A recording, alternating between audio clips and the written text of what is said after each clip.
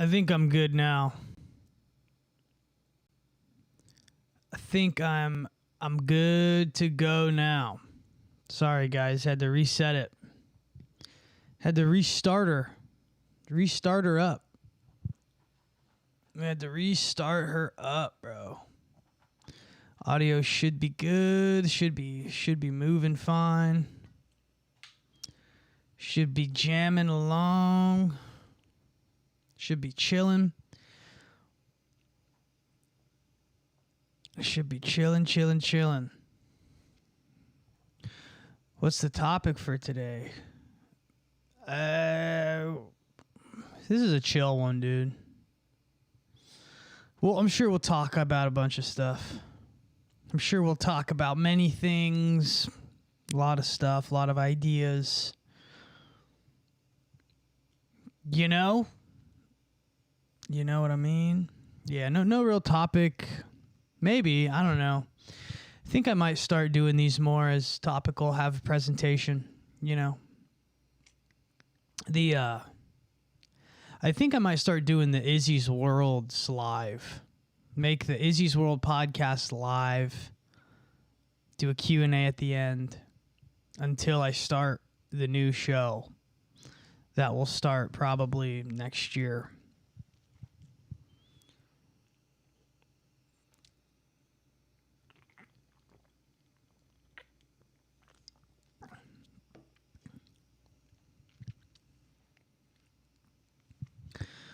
Man, we had a decent amount of people in here in the other one. Had a good. We got to wait for more people to kind of come in here.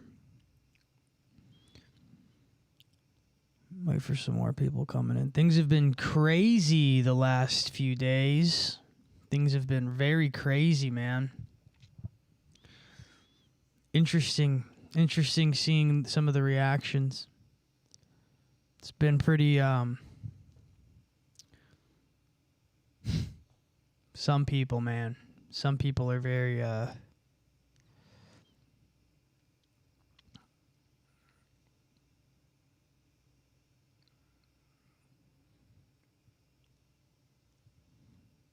first time making it to a live. Fun times. Welcome. Yeah, the lives are fun, dude. We have a good time. Usually pretty fun. Usually get pretty turned. I've had a couple of these lives where I've been in a grouchy mood and it's turned me around. So, yeah, I think doing a live one would be cool. Doing a live one, kind of see how it goes. Because Izzy's World is the solo podcast. That's what it's turned into. It used to be the Couch Philosopher. I did that for years.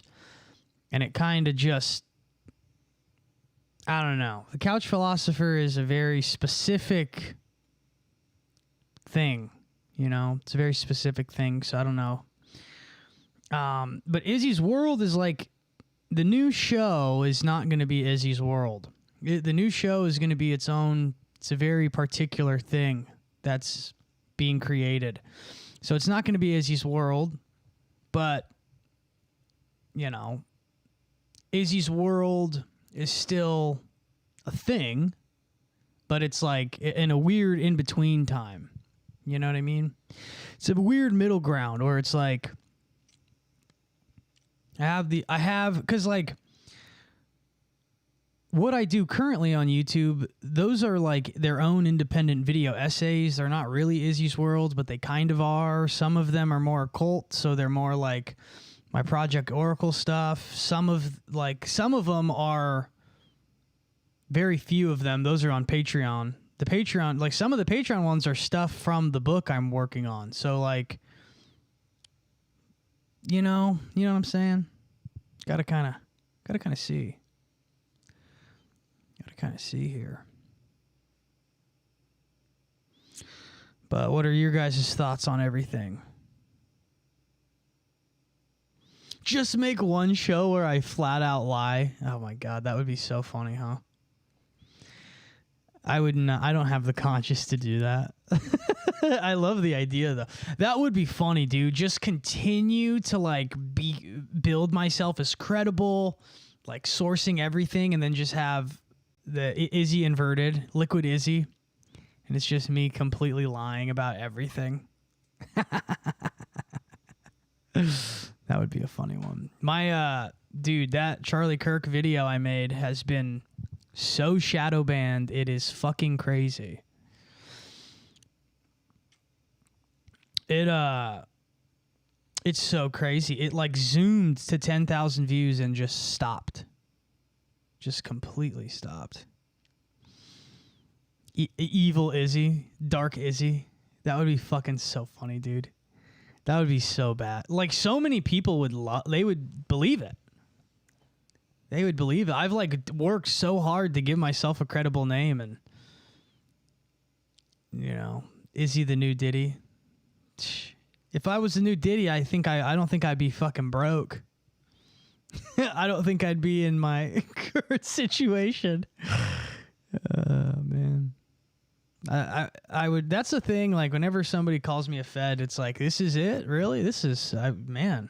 That fucking sucks. I'm doing it for free. Puff Dizzy, yeah. Yeah, it's like, man, I'm doing it for free. Thought I would at least be getting some dollar bills from it. I'm a Kang. That's right. I'm a Kang. See this dirty blonde hair and these blue eyes. I'm one of the original Israelis. I'd be broke spending all that money on baby oil. That's right. I'd be like ODB though. I'd be like the old dirty bastard. I'd still be getting my my fucking coupons from the state. That video is so cool, man, where he like goes and he starts spending his fucking his fucking whatever food stamps or whatever the fuck they were. Yeah, I'm one of the Kangs, man. That's me. Kang Izzy.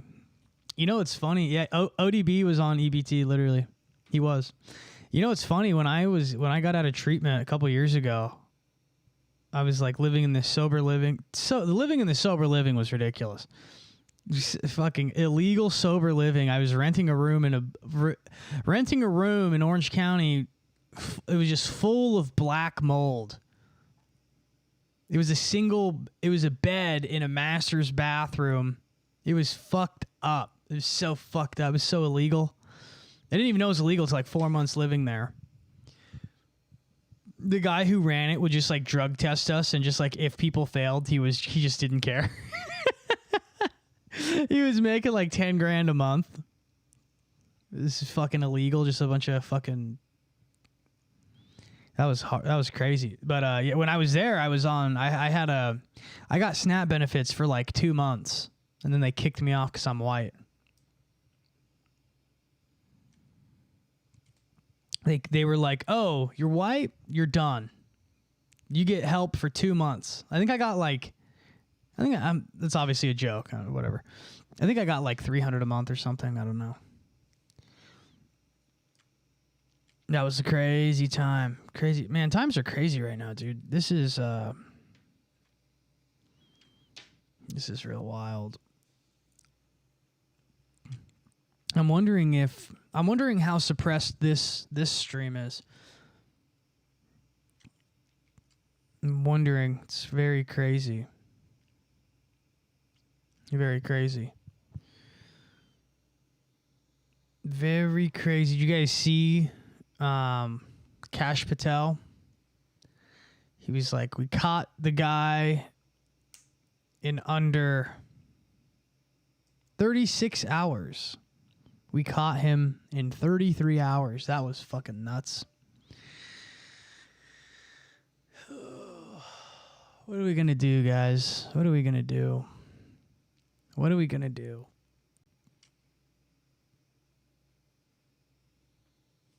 Next week I got videos coming out on live streaming. I don't know if we're going to, probably not YouTube. I don't know if I'm going to drop on YouTube for a while.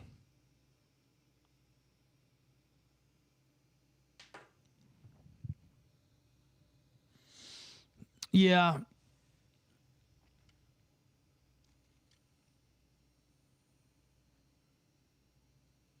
Big Izzy, you are an Aries, yes. Dog, yes. One, yes. Born on a 1 day, yes.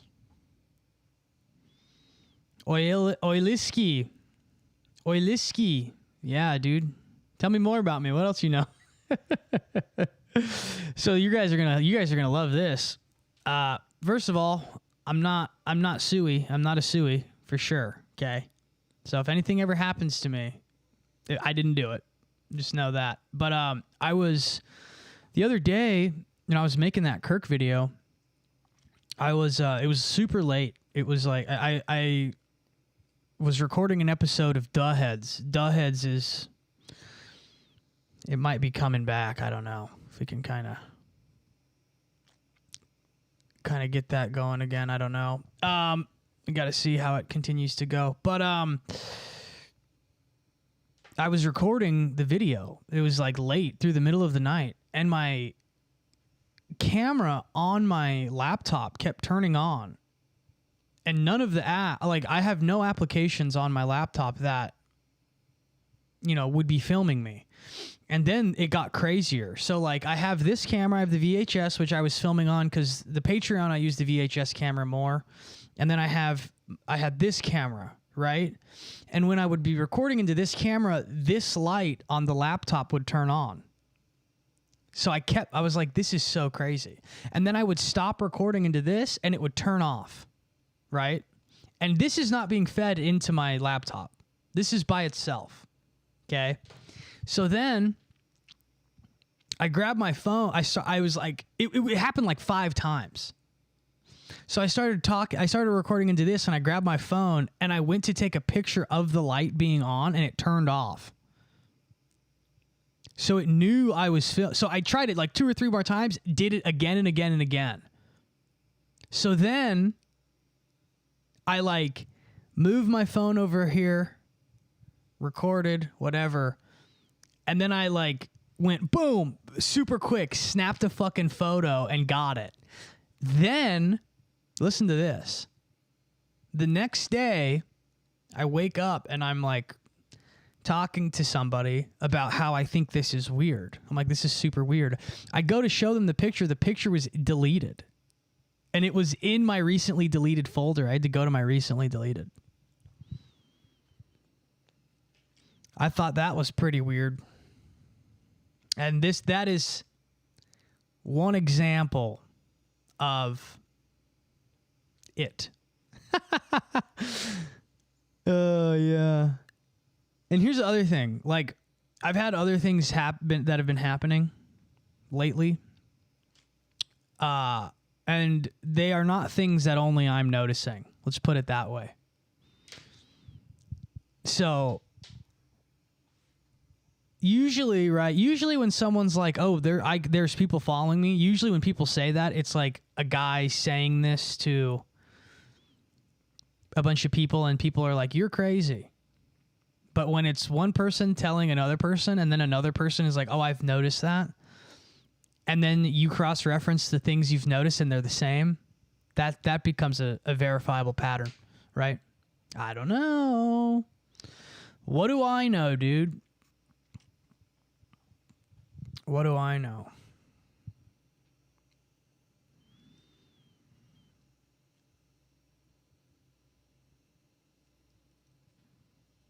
This week we got Psy out for the Epsteinth time, yeah. Yeah. Yeah, we did, huh? That was like, that was crazy. I think it's weird how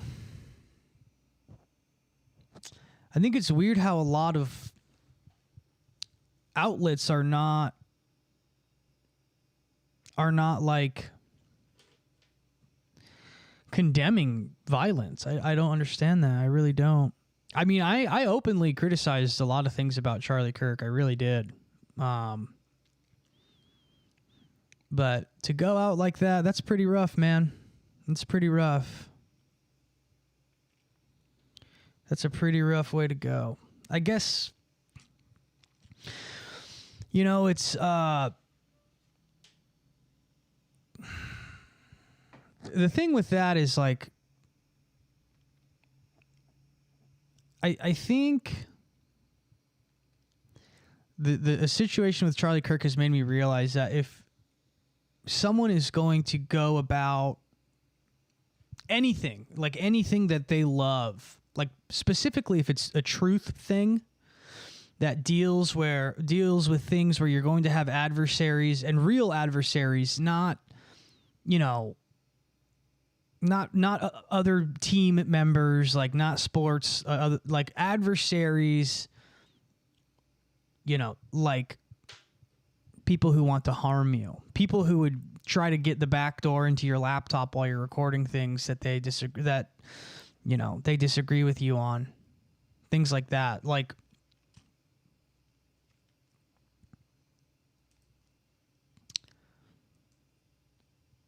that, yeah, like if that's the case, you have to be willing to create a life that's like not compromisable.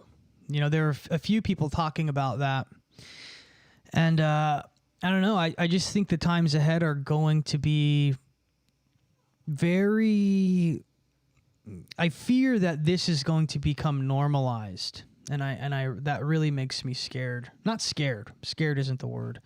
Worried makes me, because I don't think life is going to look normal for a lot of people with a lot of big ideas moving forward. And then, of course, Ben Shapiro is saying he's taking over Turning Point USA. And I called that. Literally yesterday, I tweeted, I said, Ben Shapiro is going to try and take over Turning Point USA. And then they announced that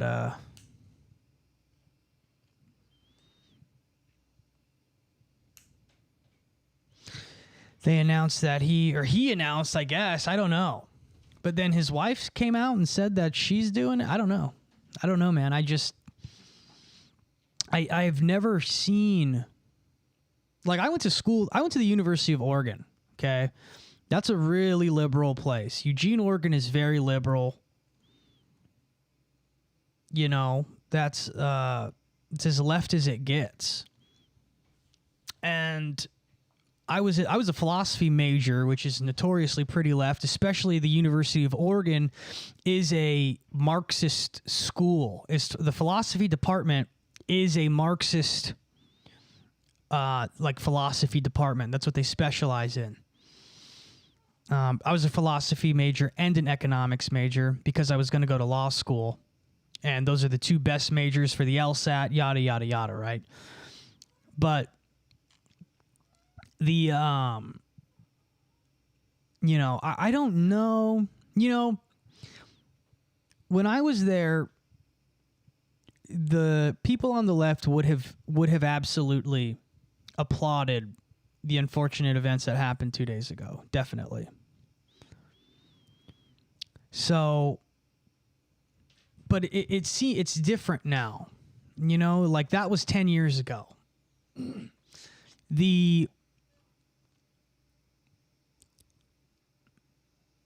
I don't think that there was violence in the air in 2016. I think that people really romanticize the Bolsheviks and things like that in the philosophy department because there's a lot, like I said, a lot of Marxist ideology. But I don't think people would have done shit, you know.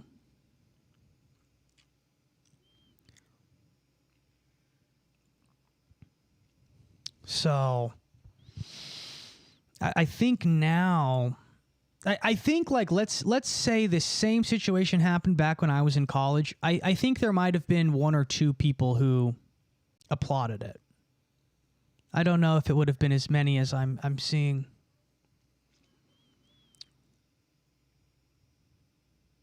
You know? The topic is ethics, but we're focusing on morals. You're in a philosophy class right now. Cool. I'm assuming you're in college, maybe like high school. Enjoy it. Philosophy is one of those things where if some people really don't like it, you know, there's a lot of people I like currently who are like really don't like it. And I love it. It changed my life. It for a while, it made me... The thing with philosophy is if you get really into it, it's hard for you... You're not mature. If you get into it young, you're not mature enough to be able to harbor those ideas healthily. So you start exuding unhealthy habits in order to cope with the realities that you have, right? So like I was like a Nietzschean at like 20. Like you can't tell someone like a white Roman Catholic that morality is relative and expect that outcome to be healthy, you know? Like that's kind of gonna jostle some things for a while. Shifty Broccoli, you're like going crazy in the chat. I didn't say that you need philosophy. I didn't say you need anything. If you go, maybe you can rewind. I'm not even talking to you. I'm actually speaking to a guy named Michael, directly to him. So, you don't need anything. You're quoting Jesus. So you're fine, bro. You got to figure it out. You're cool, man. You're good. You're good. My point was that my point is actually that my point is actually philosophy can actually fuck your head up. That's what I was kind of going with, especially if you're not mature enough to get those ideas like at a young age. Like me, I was like, dude, I was like 20 and they're telling me like they're blowing my mind, like things that like I just, you know, you're 19, dude. You don't understand. Like I was in a philosophy class. I was in an existentialism class, and my professor literally looked like a lichen werewolf. He had long gray hair. He was like 6'4", gorgeous, chiseled, buff as fuck. And he was like, freedom doesn't exist because in order to truly be free, you have to have the option to not be free. And when you hear that when you're 19, you know, you just start listening to Wu-Tang Clan, things get a little wonky. You know what I mean? That same guy, listen, his guy's name was Peter Warnick. This guy fucking rocked, dude. This guy rocked. One time we were in this class. I was in his philosophy class, and somebody said, well, he raised his hand, he's like, isn't that kind of like chaos theory? And he fucking took his glasses off and he fucking threw them. And he was like, chaos theory? Listen to what you're saying, you fucking idiot. He was like, you can't have a theory and chaos together. Those two words don't even work together. And he fucking destroyed this guy. He destroyed like an 18-year-old kid.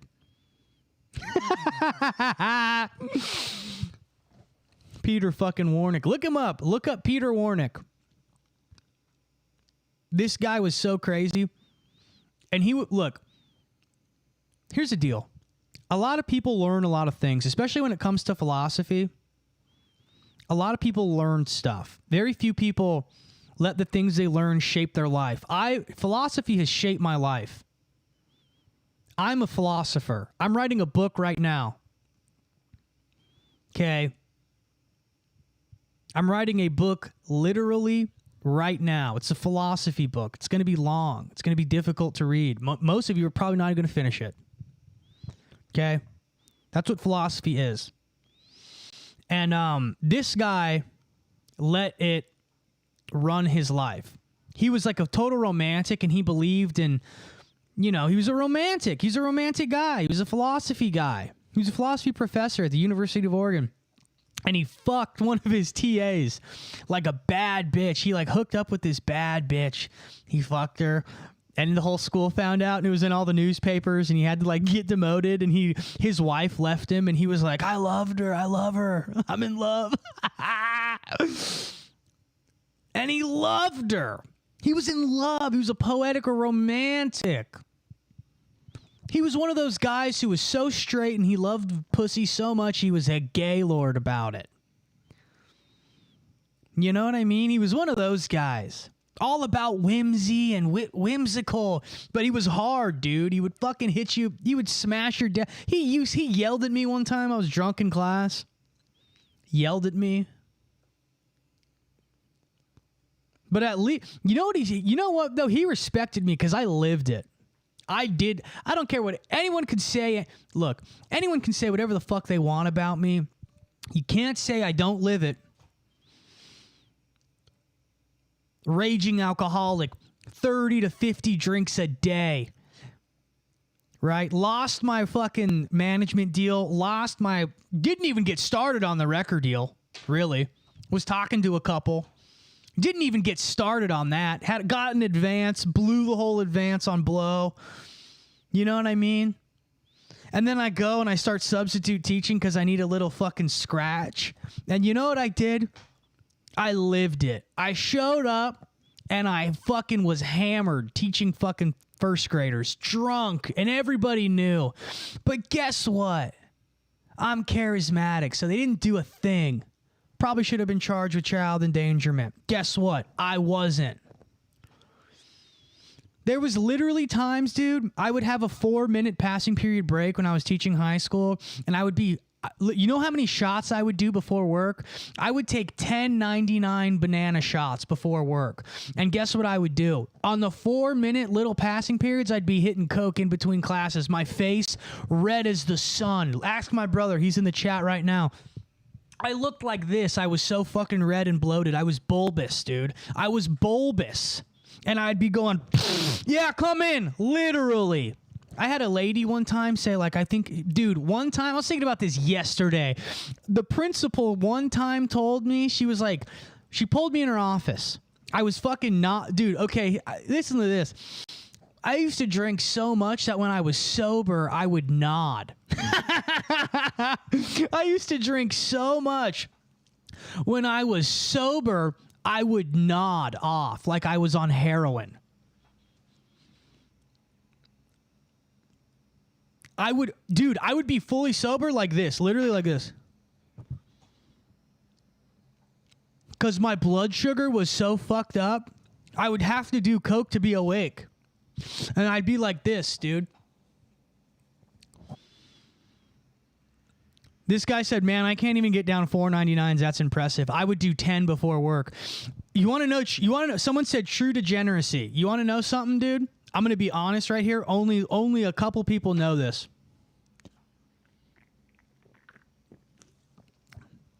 I was such an alcoholic. I had a cup in my car, right? Because I had an alcohol dependency. So what I would do is I would keep a twisted tea under my pillow. And in the middle of the night, I'd wake up shaking. And I would slam the twisted tea. Boom! Right? But then it would come time, it'd be like, you know, school would start at whatever, 8 a.m. I'd have to be there at fucking 7:30. Get there at 8:15. Don't give a fuck, right? Because I'm at the fucking Shell gas station getting my 99s. Every morning, the first 2.99 shots, I couldn't keep them down. So I'd throw them up. I'd throw up every morning. So I would throw up into this cup, and then I would fucking slam the cup. You want to know alcoholism, dude? You've never met an alcoholic. I used to fucking throw up those 99 shots into a cup and then slam it because I needed it in my body. You guys, everyone's like, my uncle's an alcoholic, dude. He drinks 4 beers every night.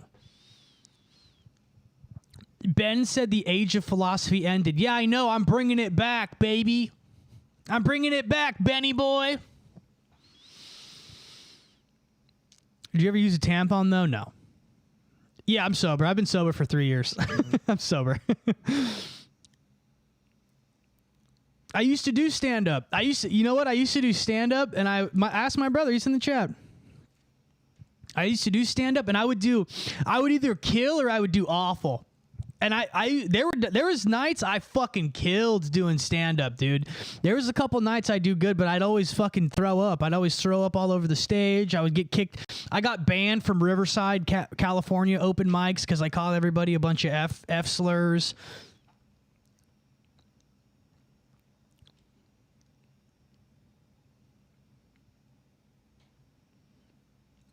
Yeah, thank you. Yeah, I've been sober for like 3 years. Your uncle drank perfume bottles once? That's wild. No, yeah, and here's the thing. Dude, I quit alcohol cold fucking turkey. I quit it cold fucking turkey. And then I quit cold turkey, got sober for 3 months, and then I relapsed. And when I relapsed hard as fuck for like 2 weeks. I was like, I can't do this anymore. I need to get sober. Got sober, went into DTs, was hallucinating for days on end, started having literally prophetic delirium tremens, and then I had worked up an alcohol dependency already. I had a heart attack. That's when I was taken to the hospital. Blah, blah, blah.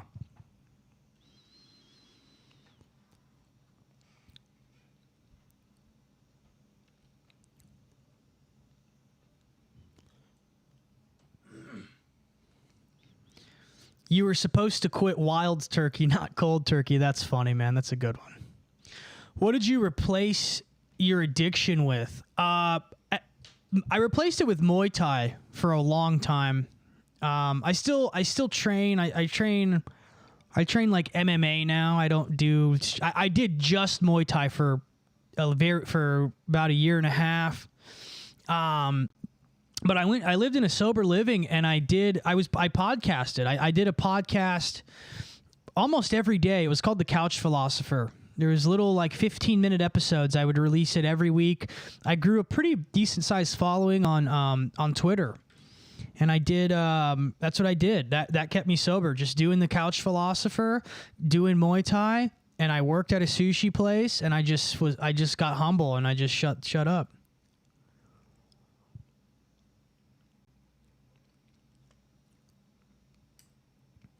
Yeah, taking head kicks to cure alcoholism. Yeah, because like when I got sober for those 3 months, I was boxing. I started boxing, and then what ended up happening is I was boxing, and then I started drinking again. And I would show up to boxing drunk, and I was like I was drunk at boxing practice, like fucking fighting people, and this fucking dude gave me a major concussion. Gave me a really bad concussion, and then stopped boxing, and then yeah, I'd go to boxing hammered, dude. I'd be fucking drunk. I'd be calling people fucking the F slur and shit. Yeah, but yeah, man, it's sobriety is awesome. It really I wouldn't be doing any like. A lot of people don't really realize how big my audience actually is because my Instagram. I've only been posting on YouTube for like, really. I mean, I have videos that are a year old or whatever, but I've only really been posting really like actually since like March. You know, it's only 6 months old. But like, you know, I grew a big audience on Twitter, and then I made a video, and fucking Bert Kreischer got me kicked off of Twitter, and then I got put on an Antifa hit list because I was criticizing Israel. So I had an audience on Twitter, and then that kind of died because of that whole thing, and then I got big on Instagram, and then podcasting, and then everything blew up, and now it is where it is. But my point with that is if I didn't get sober, I wouldn't have any of this, and I wouldn't be able to share my perspectives and ideas and everything else. You know what I mean? Also, Fono Leticia just gave me $2 earlier and said, Izzy, it's me, your brother. I'm dead. Let me go. What's up with this thing? Why are people saying my brother's dead? I keep saying this.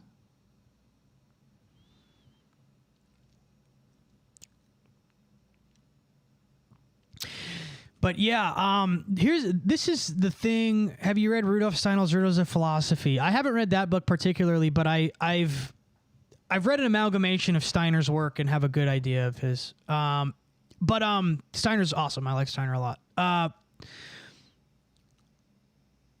Yo, thank you. Thoughts on David McGowan and Program to Kill? The connections serial killer assassins have to MK Ultra. I don't specifically know a lot of David McGowan's work, but I know what you're talking about as far as MK Ultra's connection to serial killers. And you know, MK Ultra is MK Ultra is a nefarious and tricky beast because it exists in an amorphous way that people think like they have to take you into a room and then they do operations on you and then you're an MK Ultra asset. That's not what it is. Like the whole point of television is an extension of MK Ultra. The scene, look, American culture. Contemporary American culture is a product of the 1960s. Everything that's happened from Laurel Canyon on, that's what American culture has became. American culture is corralled and it is pushed by the MK Ultra initiative. Okay? The reason the 60s was really too powerful. The 60s and 70s MK Ultra was too good. The rock stars that they were creating were so powerful that if they went off the rails, they would be able to do whatever they wanted. They would have cult-like following. Jesus Christ, or I'm sorry, not Jesus Christ. What am I saying? Jim Morrison he was starting to go off the rails. That's what really happened, okay? And these individuals, they were too good. They were actually talented. Led Zeppelin, all that shit, the Beatles and Tavistock and all that stuff. Those people were too good, so they had to stop that. So what ended up happening is punk rock got introduced in the 80s, okay? And the music is not as good. It's been a slow decline. Have you noticed how the music has gotten not necessarily worse, okay? It's gotten easier to perform. More people could perform punk rock, okay? Then you get into everything else. Hair metal was actually very complicated. Hair metal, there's a lot of hair metal that was like as complicated as classic fucking guitar, Beethoven. You know, you had Eddie Van Halen playing Beethoven symphonies on guitar, okay? That's why that was killed off. Right? Now you had SoundCloud rap and all this shit today that's just fucking beat boops and people can, in auto-tune. Anyone can sound good with auto-tune. It's all been a slow degeneration of American culture, American music. I'm getting to my point. This is all MK Ultra. Now what they did, the SoundCloud era of rap was really the last MK Ultra music thing. Okay, it's done now. They're not in music anymore as far as the MK Ultra goes. What they're doing is it's now streaming. Streaming is the new thing because here's the deal. It went from being there's 5 rock stars or whatever. You have Jim Morrison, or you have all these fucking MK Ultra people, right? You have all these 5 MK Ultra rock stars. They're super talented. Then it turns into punk, and there's 20 of them, and they're less talented. Then it turns into, eventually it gets to SoundCloud rap, and there's 1,000 of them, and none of them are talented. Now what it is it's streaming. You have streamers. There's 1 million of them, and none of them can do anything talent-wise. There's nothing that is actually. It's easy. Anyone could be a streamer. I'm doing it right now. It takes nothing. The difference between me is I'm actually educated and I'm intelligent, right? And look at my audience. I don't have 60,000 people watching me because I'm not putting on a fucking new age minstrel show, okay? My point is this, yes, the serial killers are a product of MK Ultra, but American culture is MK Ultra. That's what it is. The movie, go watch the movie American Ultra. Yeah, it's a fiction. That's what it is.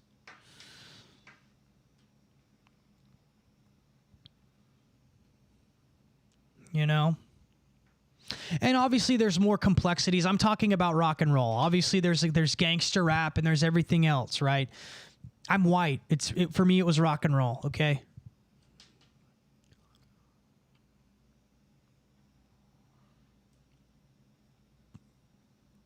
But you know, that's obviously a very general brief overview, you know?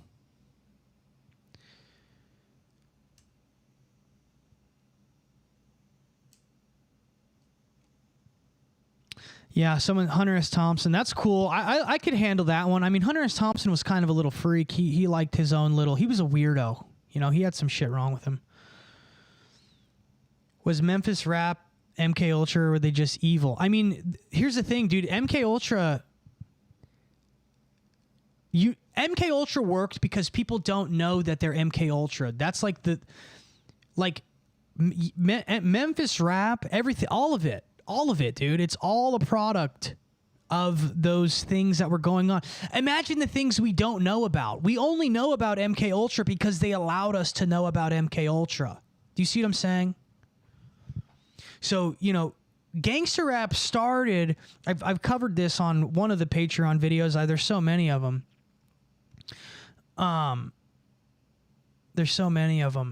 Gangster rap started, they had a meeting and they talked about the economics of gangster rap, right? You have the gangster rap, they sell the gangster rap records that promotes the drugs promote, the people get the drugs and blah, blah, blah, and they start committing crime, they get arrested. It's a cycle, right? It's a triangle.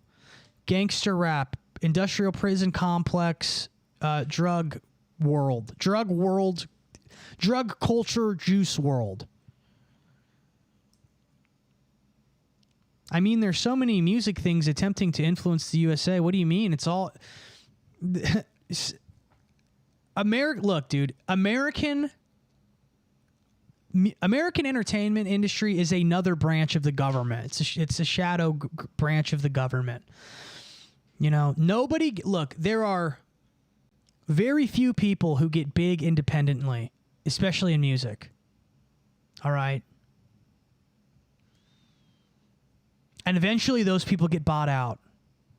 They sell their catalogs to Rothschilds. And if you know who I'm talking about in relation to that one, if you say it in the chat, I'll send you a shirt.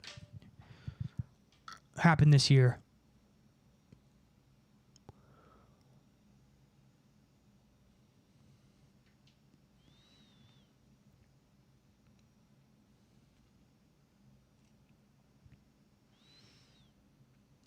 No, it's not Bieber.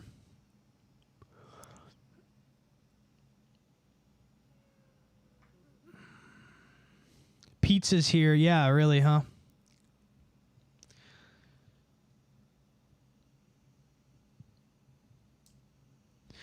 Yeah, so somebody just talked about, well, first of all, yeah, they said that they don't need drugs for MK Ultra. They haven't needed drugs for MK Ultra since the 60s. It works with television. Like, you know what I mean? They definitely have voice to skull technology. I know. I personally know this. I personally know this one. The voice to skull shit. And yeah, Discord is another thing. I have a Discord. I don't really want one, right? Like my people who like my stuff wanted one, so I made one. There are Discords. I guarantee you there's an Izzy and Griffin hate Discord somewhere. I already know. Well, I know there is, but you know what I mean? Discord is a dangerous place, but it's infested with feds. There's feds everywhere. I had a project that was on Discord that was littered with feds. There's feds all inside of it. None of you are going to guess it. So just...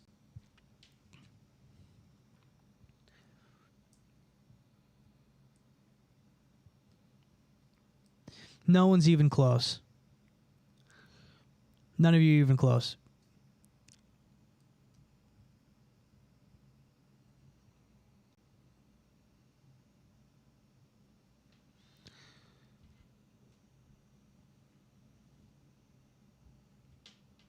Phil Collins.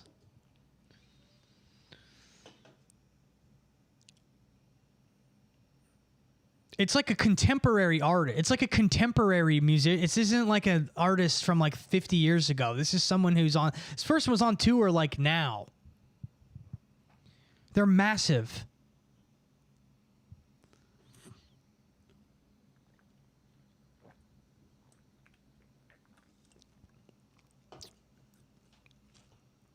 No.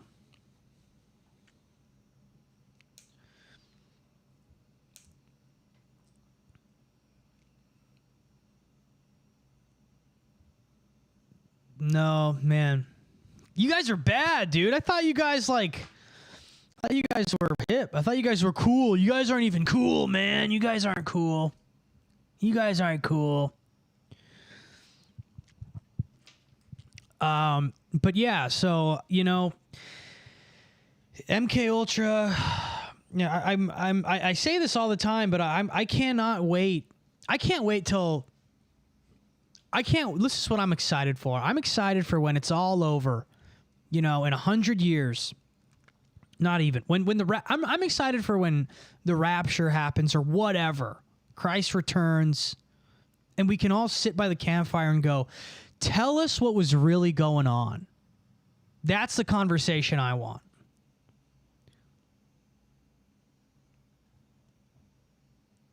Someone said we didn't do the specific research you did.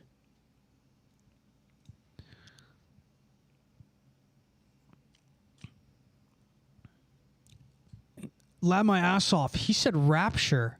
I said rapture or whatever. He said ha ha ha.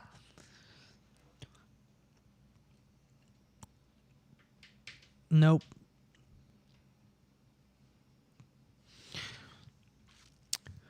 But I'm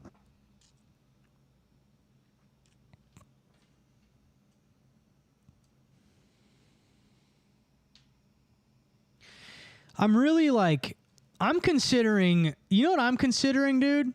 I'm considering just going the fucking Jesse Wells route and just starting to do folk music. It's rap. They're rappers. And it's two of them. How about this? They're rappers and it's two of them. And you gotta DM me. Actually, you have to comment it. You have to comment it on this video. Can't do it in the chat. If you comment it and you get it,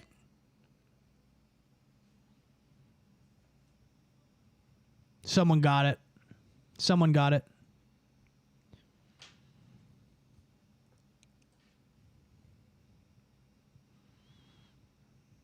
Someone got it.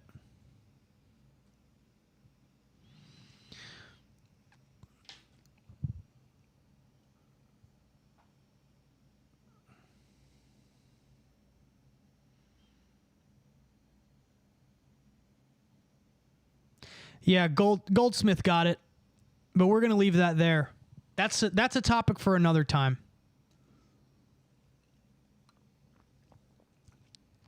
Goldsmith, message me on Instagram. I'll get you a t-shirt.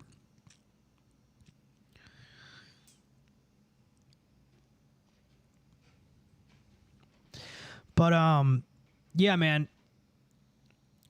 I fear. I don't fear anything. We're in it, folks. Whatever you believe in, as far as spiritually, right? A lot of Christians here. I'm sure there's people who aren't Christian here as well.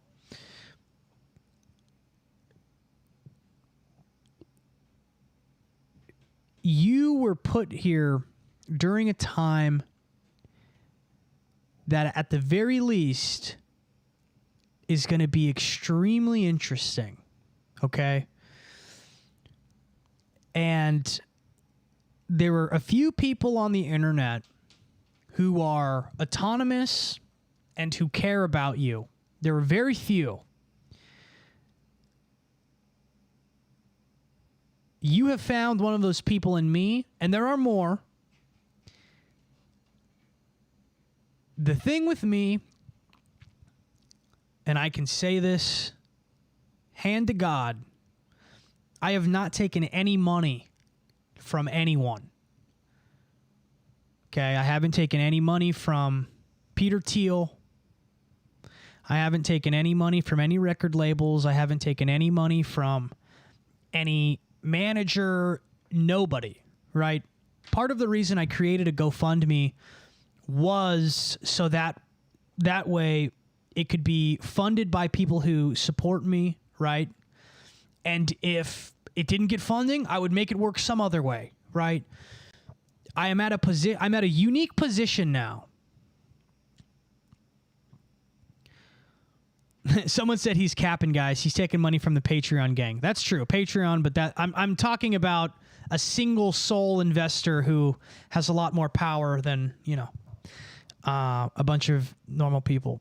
But I'm in a unique position where my platform is both large enough and I am unknown enough to where if somebody wanted to, they could inject a lot of money into me to keep this appearance and, you know, really co-opt what it is that I'm doing. Because what I'm doing is extremely unique and people are very interested in it. Let's just put it that way. And I'm here for you guys. I'm here to help you guys. And the events that just happened this week with Charlie Kirk, you know, this shit is real, okay? Before I was even anything, years ago, I was put on an Antifa hit list for critiquing Israel, not even in any sort of crazy way, mind you. It was a very light critique compared to even things I've said now. So my point is, this stuff is real. People are willing to harm you for your ideas and for your identity.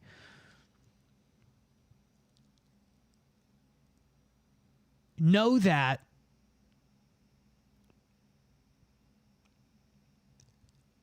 Know that. Okay? And use your discernment to put things into your mind that promote your well-being, that promote your ideologies, and that help you to grow. Learn from the past. Learn from, you know, the people who did it wrong, the boomers, okay? Gen X, older Gen X. These people allowed themselves to become husks of themselves. Have you ever heard that phrase? They became a shell of themselves. They're a husk of themselves. Well, people don't know this because they're morons. That is actually a Kabbalistic ideology. There's the tree of life, and under the tree of life, there's the tree of death, okay?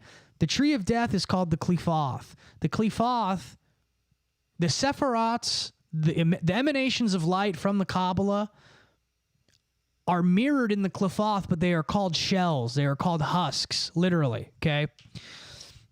Now, I'm not promoting Kabbalah. In fact, my entire book is about destroying the Kabbalistic reality that has been constructed around us esoterically that we don't see and we don't really notice it, because some of us might, because we're actually critical thinkers. But the point of this is to better yourself, right? That's why you listen to me. That's why you probably listen to people like Sam Hyde, right? And Sam Hyde has comedy, but he also has a lot of stuff about promoting you as an individual, okay? I'm probably a little more optimistic than him, right? I might not be as harsh. I can get there. But there are other people like that. Jay Dyer's good, you know, he's, you know, there are a few. There's a handful. But here's the deal. For every person that is trying to genuinely help you, there is a other side of this that is not. Okay? I saw today videos of people like Hassan Piker calling for violence against people who think differently than him. You know, my point with this is just know that there are people willing to harm you for your ideas, okay? And here's the thing. I let you guys know about 20% of what I think and 20% of what I know. I know a lot. I know a lot more than I can let you guys know. So just know that I'll always keep it a buck with you, right? And you also have people like Tim Dillon, right? And I'm not being critical of Tim Dillon. Tim Dillon's hilarious. He's a funny guy. But he openly says he's willing to take money from various people. He's had these meetings. He's been to Peter Thiel's mansion. He went with his old producer Ben. Okay. He has meetings with the vice president. These people have a lot of. They're playing ball. Okay. And some of us haven't been allowed. Some of us have not been invited to the ball field yet. Okay, but we have. We're being scouted. Let's put it that way. We're being scouted, okay? And some people are not gonna, some people don't want to go play on that team.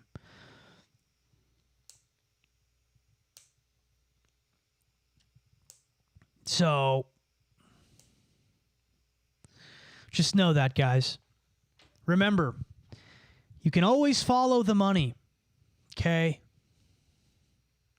Theo Vaughn, his dad, and all of his dad's connections to the federal government.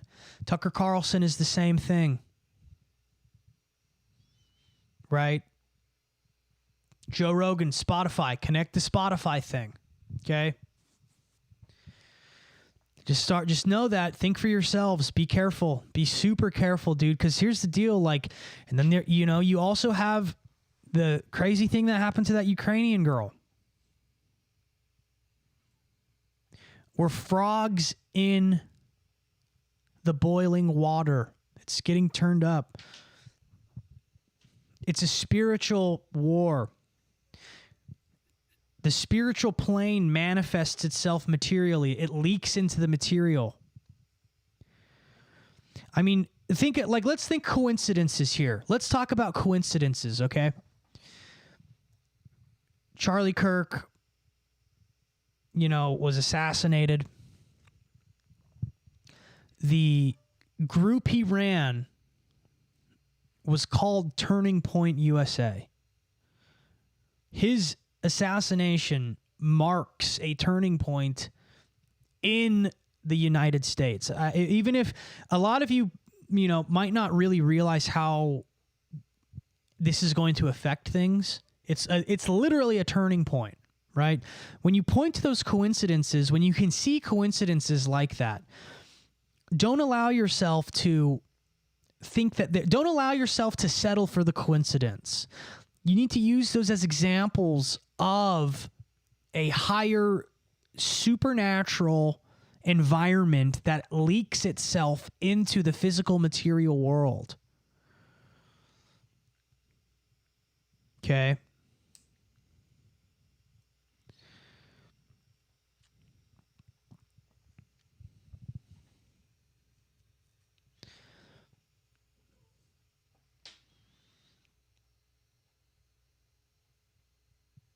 They're going, look, and a lot of people are going to use this super tragic event to their whatever means, whatever end they have planned.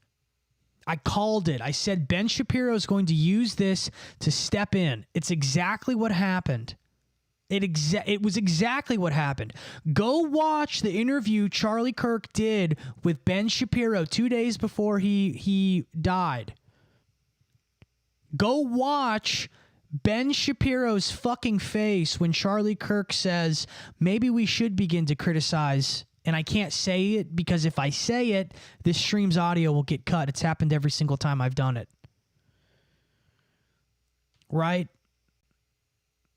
So now they're going to have somebody who's ideologically in line with them, who doesn't believe in Jesus Christ, who doesn't, right? Who has amorphous spiritual leanings,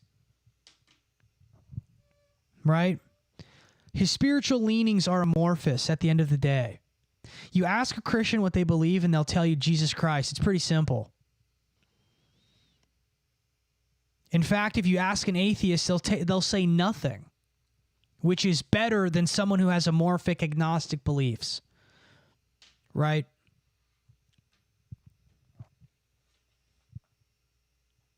And Poison Dart said it too. The sacrificial lamb 9/9 portal blood moon ritual. He's right. Go watch what I fucking say. I posted it to the higher tier on Patreon. I call it the Virgin Birth Portal. I discuss how this is a critical astrological time right now. I talk about it.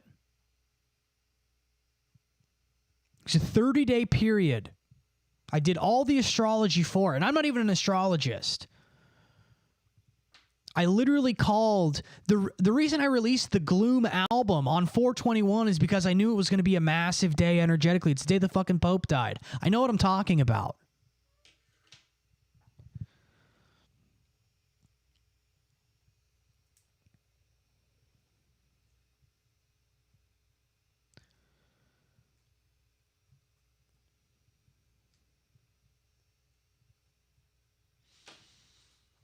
You know, so... And the thing with astrology, I'm not an astrology guy. The stars, astrology is a form of it's a calendar, okay? Just like how tarot, you can pull tarot cards in order to divine and be a divinator or whatever. That's gay. That's fucking gay. I don't care what anybody says. Right? Or you can use it to understand archetypes and to understand things better, understand yourself better. Do a live single card draw. I don't do that. I don't follow astrology. Someone asked which astrology I follow. I don't follow any, but I will look at Western and I'll look at Vedic as well to kind of get an idea of things.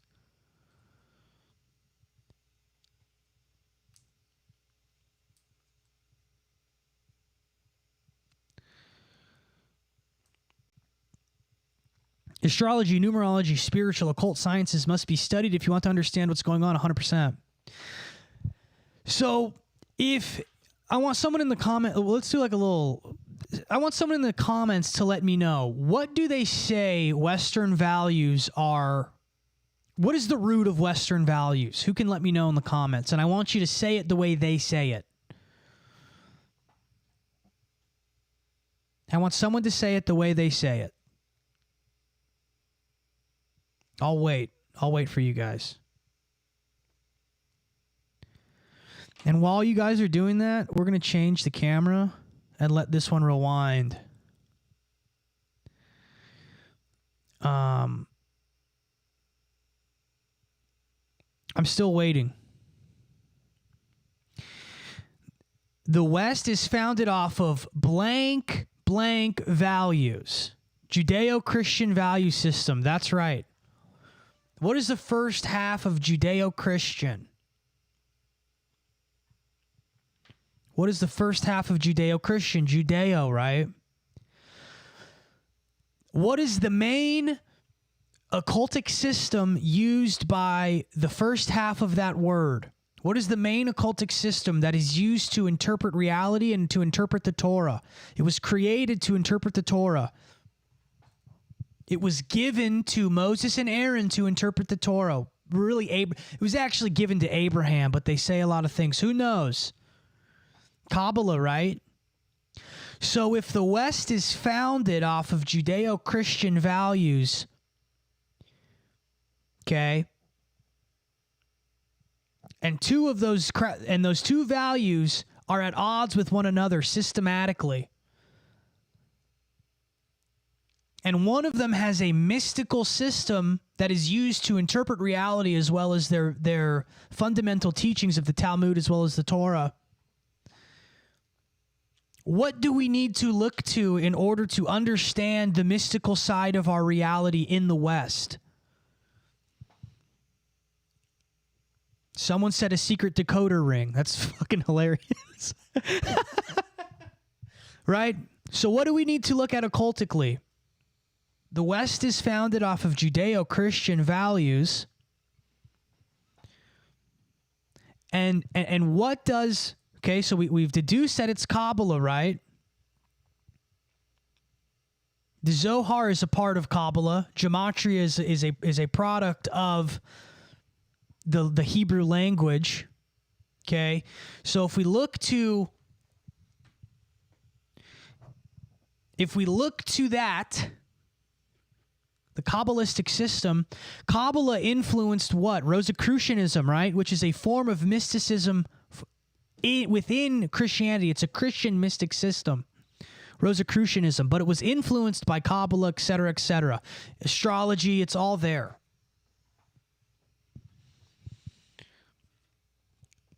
So, if you want to know how to decode and how to understand this reality, that's why I say it's a Kabbalistic reality we live in the West. It's an esoteric lens.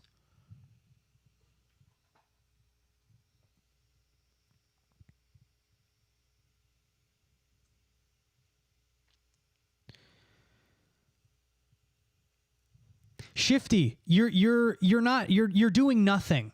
You're doing literally nothing. You literally don't need to look at any of this. Shut the fuck up, dude. You're not being helpful. Obviously, you can read Paul's letters. Obviously, we're not talking about that. If I was talking about that, I would be talking about that, but I'm not talking about that. I'm explaining esoterica to people. When it's time to talk about Paul's letters, I'll whip them out. I have them. Okay? It's not time for that right now.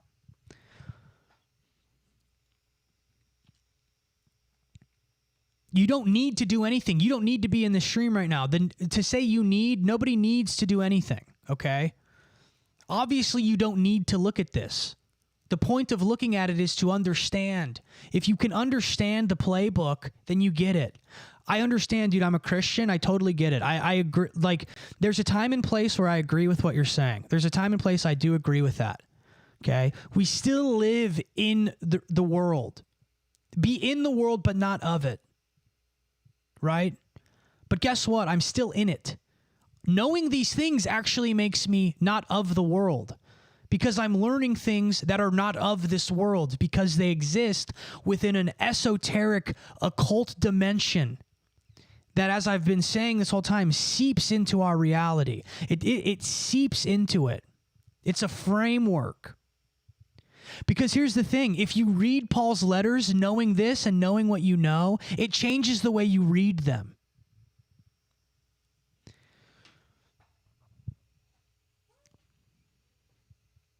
Right?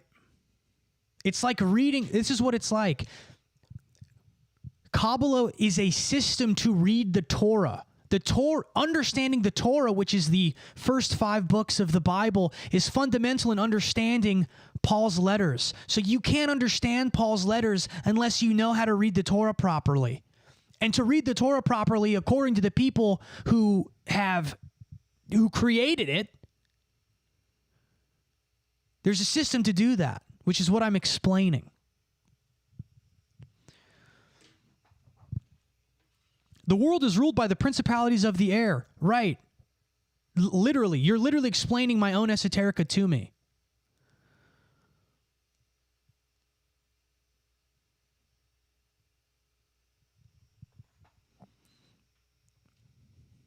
You're literally talking about who's the principality of the air? The principality of the air is literally Lucifer, who I talk about all the time, is the product of Kabbalistic thinking. That's why I call it the meta-aeon of Lucifer. Right? Because he is the principality of the air. He is that face of Satan that exists within that realm, who is currently running this aeon, where you just saw a guy 2 days ago get shot in the neck. Right?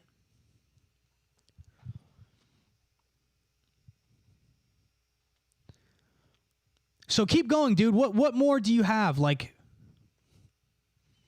you're literally explaining, like, this is what I'm trying. I'm trying to show you. I'm trying to show you.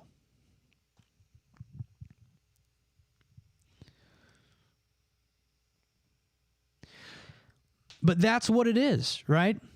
That's what this is. That's what all of this is.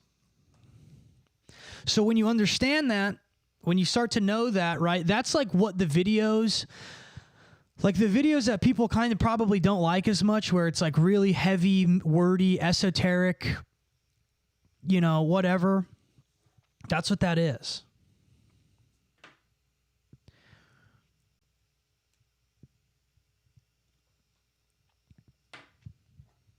you know? And that's what the book I'm writing is going to be about, because I can't make like the videos are helpful because they are like, you know, it's like a human is talking to you, but a book, you have it.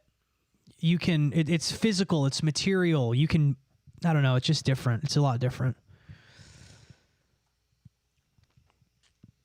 We don't live in the demiurge.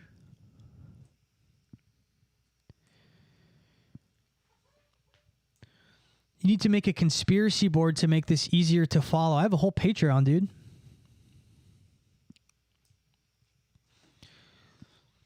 I'm writing a book. That's what the book kind of is. That's what it is.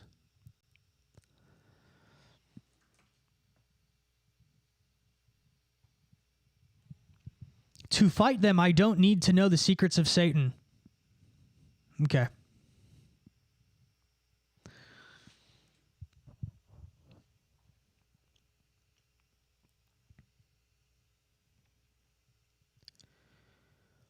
Yeah, they'll come.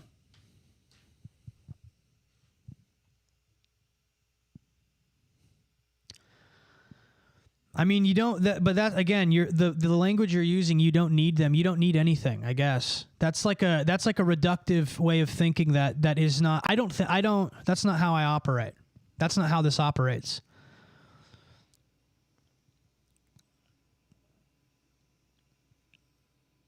This whole project is an esoteric and truth. This is a truth project, right?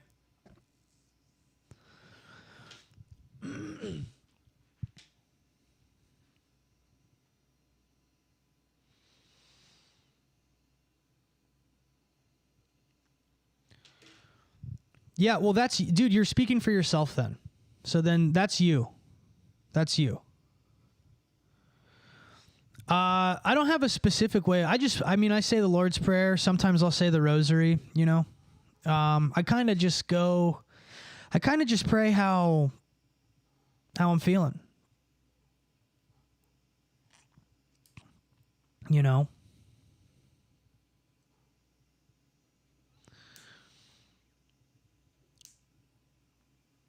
Is esoteric a top 5 word of yours? No, I actually hate using the word esoteric. I don't really like it.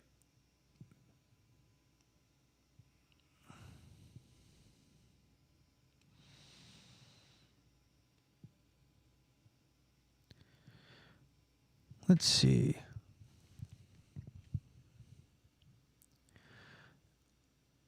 No, I don't really consider myself Catholic, no. I mean, I was raised Catholic.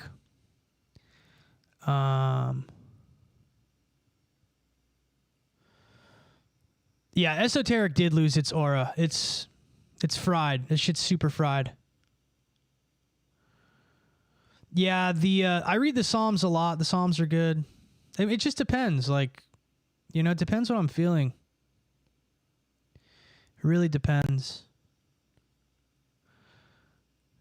Catholics are not Christian. Oh, God. Here we go. One of those retards. You should... I don't even think... you. Catholics are not Christian. Jeez, dude. God. How are you even here? You're not even smart enough to be here.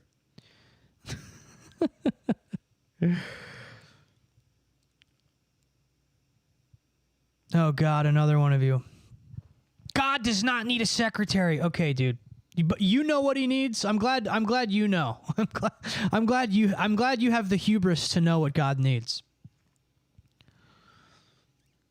I definitely, you know what I'm going to do? I'm definitely going to argue with some of the greatest minds of all time in human, not even in just in human history. Why would you? Why?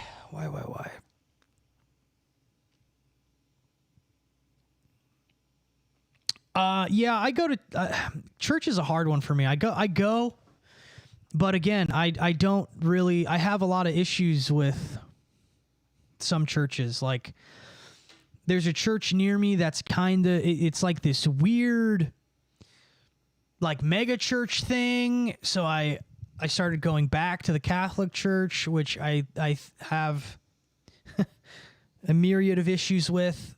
So then I'll go to the Greek Orthodox Church, but I met the priest and I didn't jive with him. I thought he was very, very weird energy with him. So I'm like in between churches, but I'll go, I'll probably default back to, the Catholic Church just because I was raised Catholic. But I'm not really I don't have a particular denomination that I'm super into right now. But that's kind of why I am also writing a book. It has to do kind of with that a little bit, but I don't know. I think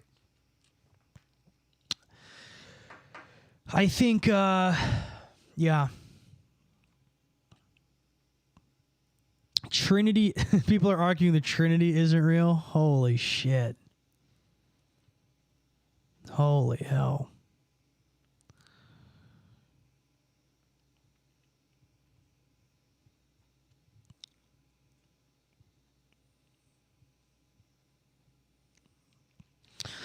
Yeah, no, the book, like, I don't know. I feel like, the best, here's the deal. The best Christian apologists, here's what they do. They all end up either going Greek Orthodox or Eastern Orthodox, or they end up Catholic. Everyone else, I don't know. The Protestants all end up converting eventually.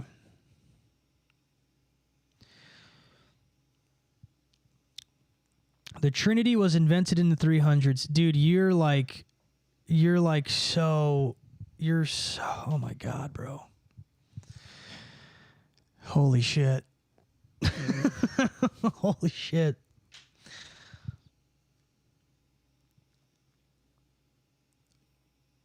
Dude, you gotta go. I can't with you. The Bible does not condemn organized religion. That's... Dude. Yeah, this microphone is a 58.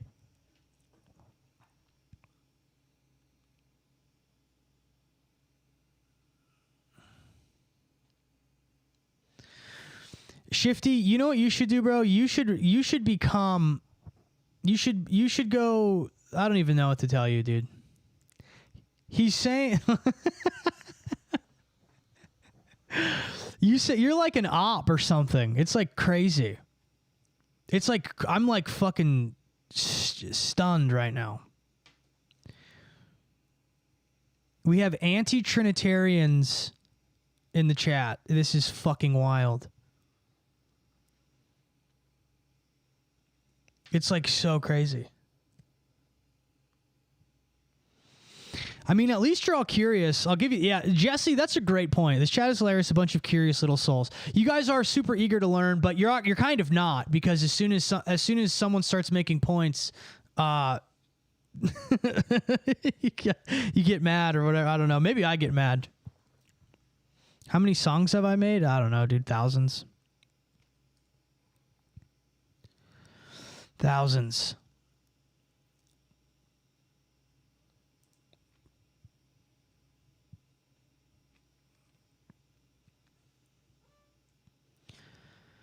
Is the evil Pope real? You're an opponent? No, you're not, dude. You're not even close to my level.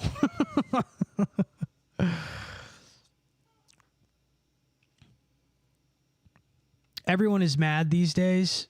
Yeah, everyone is mad. Yeah. How could you seriously believe in the Trinity? Dude, you're like...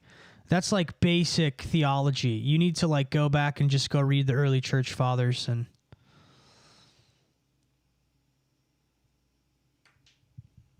Would you and Flesh Simulator ever do a collab on a song? I actually did something to one of his songs like years ago before he was famous.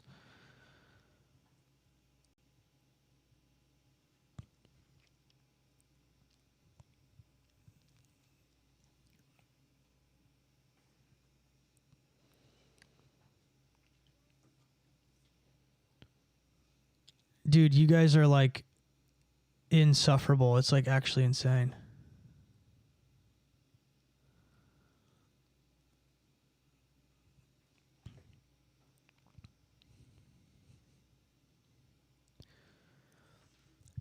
Jesus is God, no Trinity. That dude, you're arguing Trinitarian. You're arguing Trinitarian fucking logic there. Oh my God. I gotta clean the chat up, dude. It's driving me nuts. Nah, I'll let you guys go. I'll let you guys do your thing.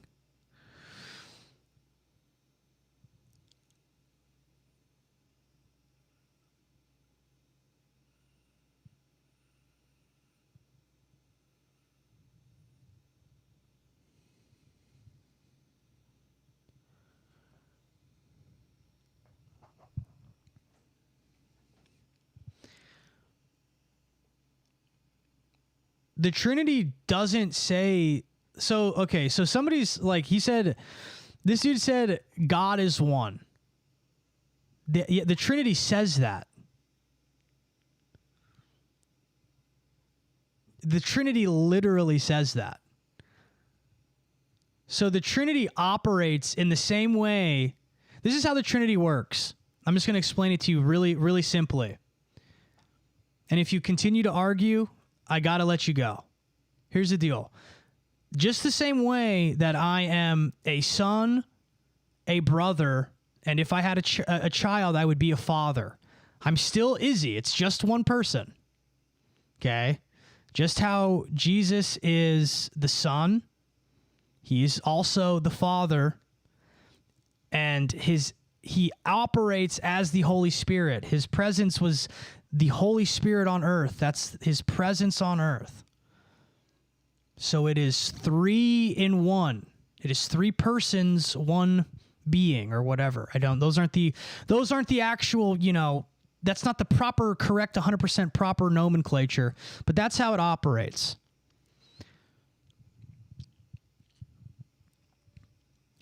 No, I didn't just, dude. It's a mystery. That's like how so I did not just explain the Godhead. That's how that's the Trinity. That's what it is.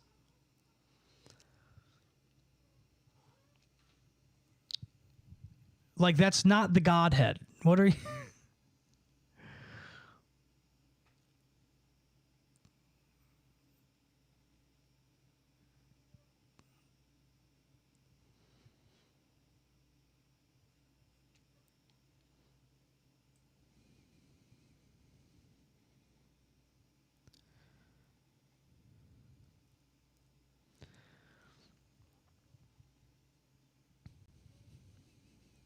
What pagan philosophy is it? I'd love for you to explain to me what pagan philosophy that is.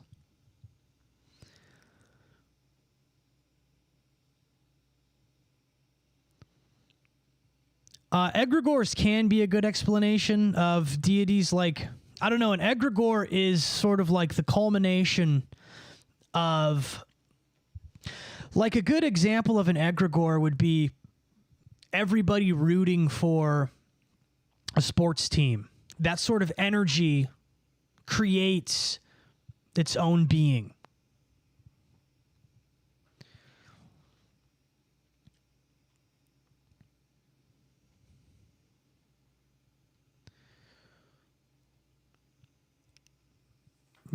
So that's kind of like what an egregore is. Like, that's how I view Moloch. Moloch was a type of sacrifice that was mistranslated into being a deity.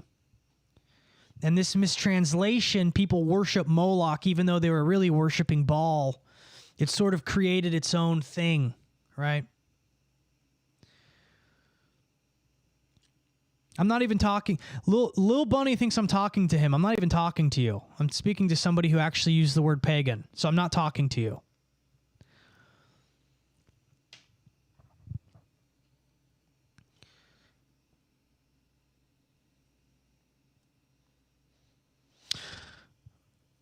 I grew up Christian and my uncle was a Catholic priest, but for some reason I don't feel motivated to read the Bible. I love the energy of church and the environment, but something makes me not gravitate to the Bible. I don't know how to fix it. You know what you could try? This could work. Look up here, let's ask you this. What's a story from the Bible you particularly like? You could always go on, and like look up story of David, right? And there will be like a YouTube video that can show you a cool, interesting interpretation of it. Maybe it's like a cool video, anime or something, right? That's kind of what got me, ironically, what got me really into like reading scripture again, was like TikTok. Like I would go on TikTok and I would get, like someone reading Psalms, Psalm 23, like really intensely. And that would really motivate me to read the Bible, So sometimes it takes a different medium. It takes something cool, something interesting, something that grabs your attention. Like for me, the book of John really, really, really gets me. It's like I really like it. So I always go back to John, And some things in the Bible, some people, they don't. The Bible is it's very complex. It acts as it's history, it's philosophy. It's a culmination of stories. It's a culmination of different books. It's a library, really. It's written by different people. It has different authors. It has different. It's not all the same. I mean, it's all the same book, but it's not. Like Lamentations is like a difficult book to read. It's like depressing, So it's definitely hard to like sit down and read Lamentations. That's like that's like hard to do, like reading the Bible front to end is not a lot of people do that because it's difficult.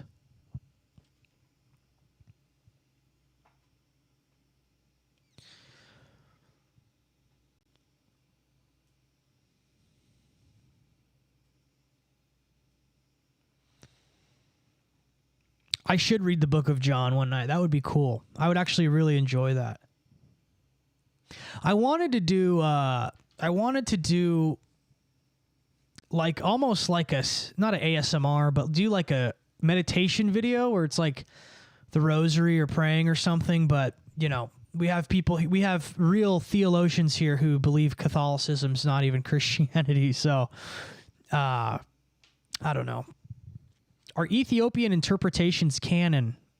I don't know what that means. Do you mean the Ethiopian Bible? Because the Ethiopian Bible is just, those aren't interpretations. Those are books that are included in it's a different book. It's a different Bible.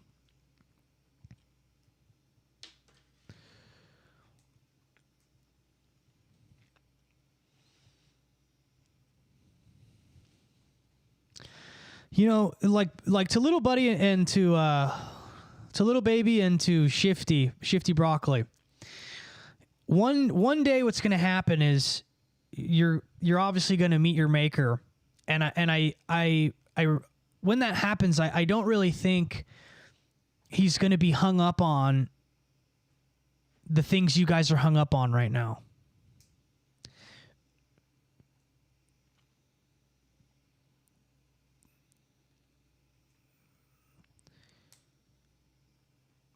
No, I've never. No, Father Malachi Martin. I've never heard of him. I don't know who that is.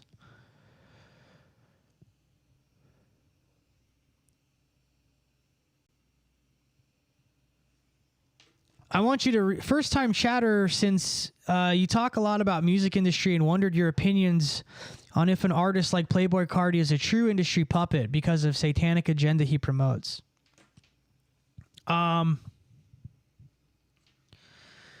I mean, what do you think?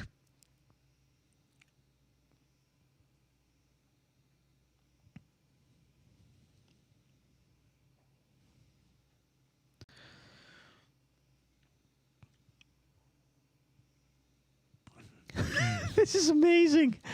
Oh my God, dude. And the Book of Enoch is a Freemason. Oh my God, this is fucking crazy. You can go to spiritbreakdown.bandcamp.com. That has my solo stuff, has my band. You can go to my Spotify too. My Spotify has just my current music, but it's like, I don't know, I'm doing like a hip hop thing right now. I don't know.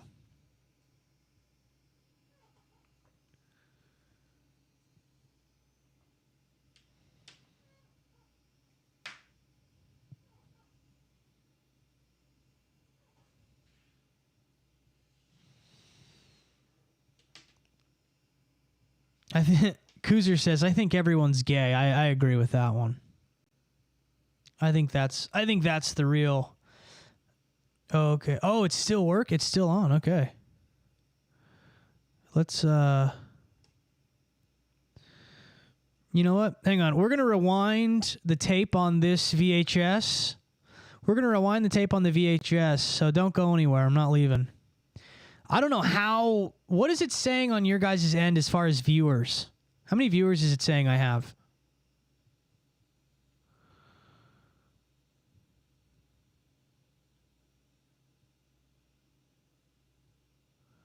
I'm curious. 86. It's saying I have 86. Okay, mine is stuck on 59. Okay. All right, that's interesting. All right, hang on, guys. Give me I don't know, 2 minutes. Not even. Give me 30 seconds.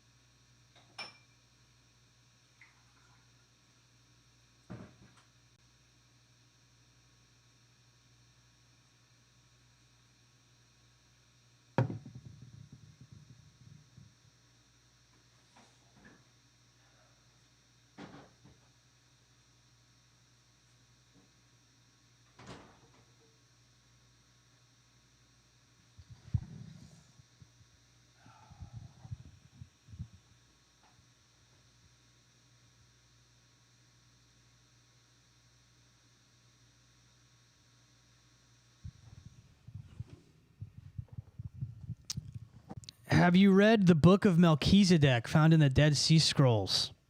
No. I think the Dead Sea Scrolls are bullshit.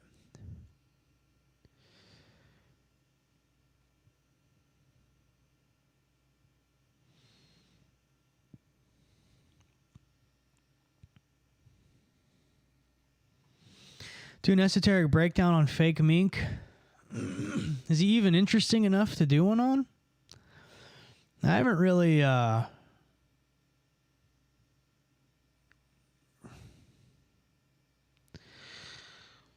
I don't know. Yeah, looking into the Dead Sea Scrolls, it's all pretty. I went to the Dead Sea Scrolls exhibit like 3 weeks ago, and it was all not real. It was so crazy. It was all a massive, you guys know, propaganda for a certain country, and it was all just so ridiculous. It was insane. It was so insane. It was so insane. Told my dad about your Dead Sea Scroll experience today and blew his boomer mind. Oh, yeah. There was boomers in there like this. They're like, oh, my God. Wow. They were literally like this. This is how they were looking at everything. They were reading about how awful it was. Then they were doing this. Just enamored by just the fucking bullshit. It was so crazy.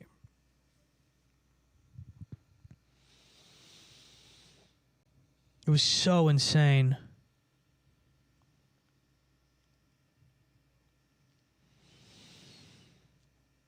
It was so insane.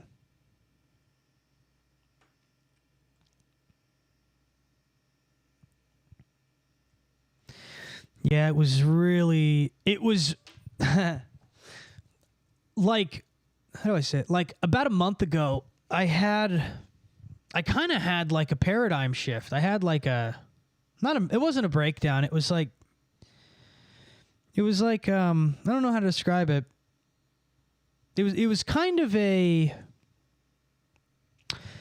wasn't a cognitive dissonance because it was reaffirming everything I already know, but I experienced like, it was like 4 days of just like really intensive, synchronicities with like paired with information, and it just was super heavy. And then I went to the Dead Sea Scrolls exhibit, and it was all just fake. And it was like a paradigm shift in me. And since then, I have not been the same. And it's just everything. This week we have the Charlie Kirk thing, which, I didn't agree with him on a lot of things, but like, it's just awful seeing what they want. That's what they want to do to you. That's what they want to do to me. And ever since then, it's just been one thing after the other. It's every week there's like a new one now. My brother Jojo says it won't let me thumbs up the stream. Yeah, that sounds about right. Or like the Charlie Kirk video that has all of the interviews. I was the first person to assemble all of the interviews where he criticized that thing into one video. And it's just stuck at 10,000 views. Hasn't gotten any more. It just won't go up. It's so funny because I can track when it was based upon the people signing up to my Patreon. I can track exactly the moment when they shadow banned it. Because every hour I would get 2 or 3 new Patreons, free or whatever. And then they just stop today at 12:30.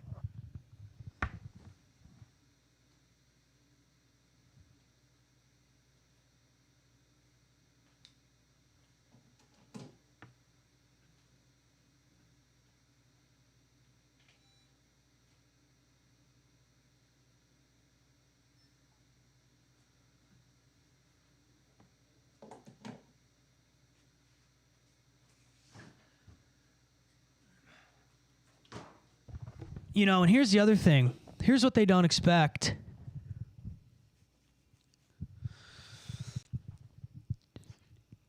And I talked about this on Patreon. I talked about this on the Patreon, how,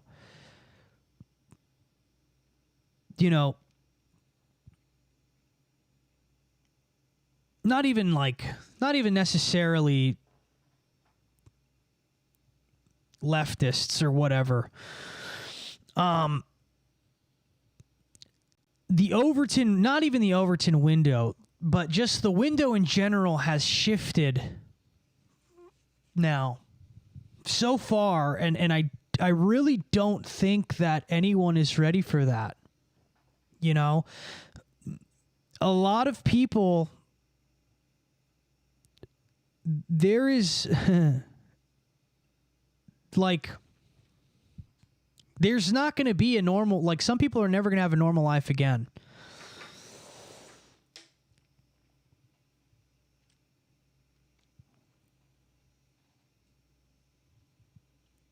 Some people are never going to have.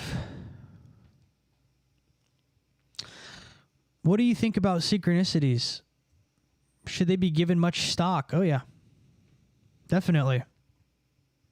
You could see synchronicities as a way of God winking at you. But I don't know, maybe you don't think God winks. I don't know. You have a lot of opinions on those things. But yeah, synchronicities are definitely real. They're having a public funeral for him in Arizona. Wow. I had a chat earlier. I need to get to it. It was a super chat. It was 2 Corinthians 4:8. We are afflicted in every way, but not crushed, perplexed, but not driven to despair, persecuted, but not forsaken, struck down, but not destroyed. That's right. You know, I think it's just, you know, to kind of go back to what I was saying earlier, like when I was in college and a lot of people had strong ideologies, and they would say things like, you know, violence needs to happen or whatever. You know, you observe that in a environment where you almost don't, it's not real.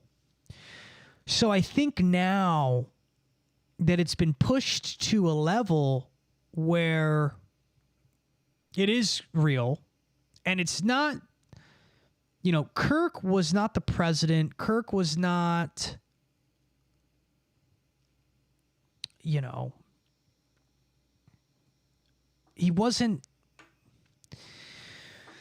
There's something different about like a senator or a congressman or a real politician, you know, compared to somebody who is spreading their rhetoric, you know. Those are different things.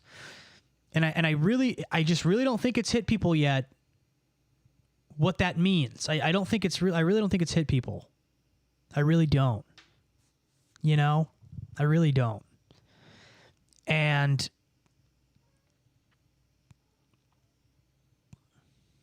it might be you. It might be you next.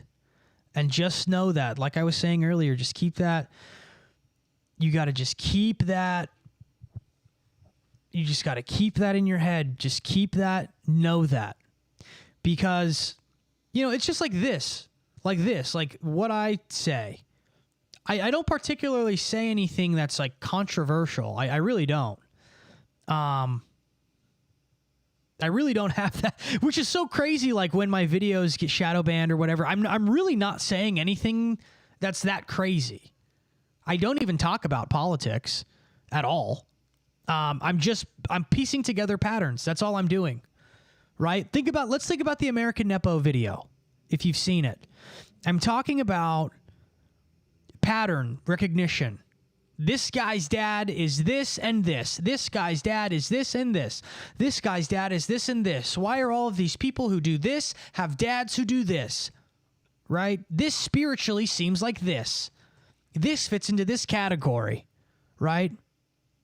So that's all just pattern recognition. That's not necessarily I'm not saying I actually don't even give moral stances on those things. I really don't.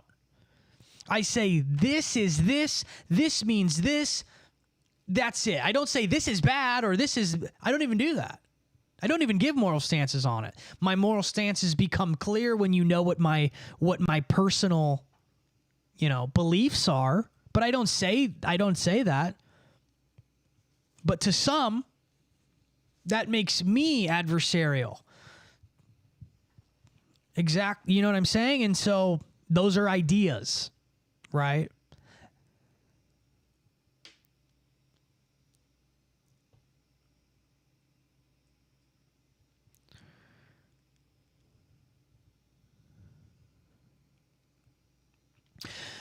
Meta Knight Errant just put this perfectly. He said, I feel you, Mr. Izzy. It's like Charlie Kirk was a civilian and the deep state changed the rules of the game.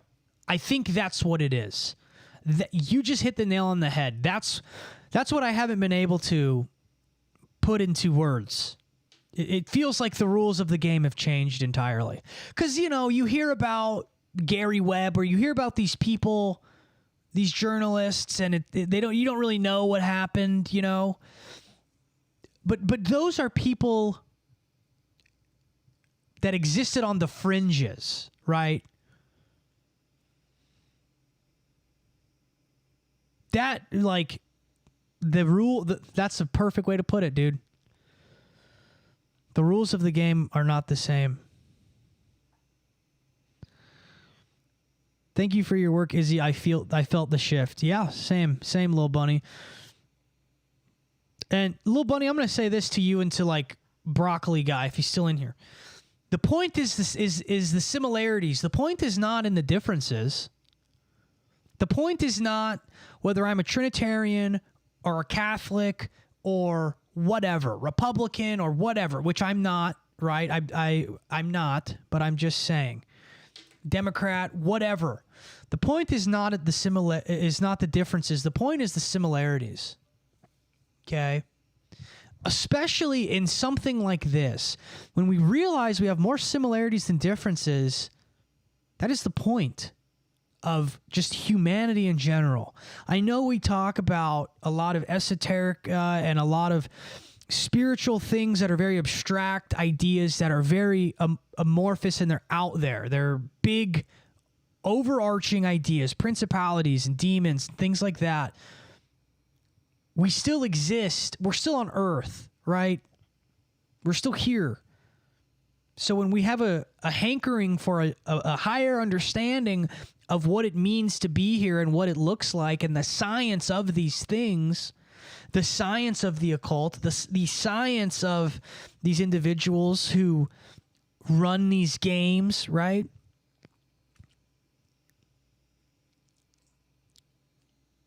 We're still here.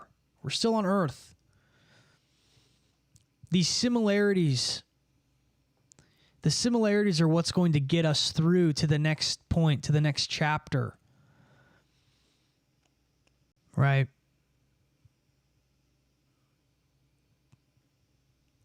Because, like, trust me, dude, sometimes I read these chats and I was getting pissed off earlier, but it's like, no, I'm not. I got to let you say your piece.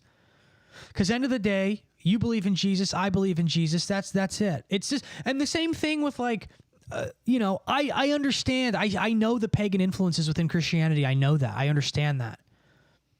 But I don't allow those things to override my belief system and to override my views. I don't think a lot of Protestants have it right. I don't, but I don't criticize them. You know, we're on the same team. This is the same goal. This is the same team. Right? Like for me personally, this is the team. This is the team. This is our baseball team. This is our logo. That's the truth logo. You know? That's it. That symbol means you're seeking truth. You're a truth seeker. That's it. You know? I'm a Christian, right? I'm a Christian. I believe in Jesus Christ. I was raised Catholic. I call myself a Christian. I call myself a Christian mystic or whatever it is, right?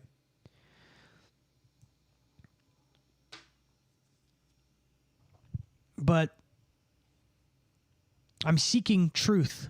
I had a point there and I lost it. I can't remember what it was.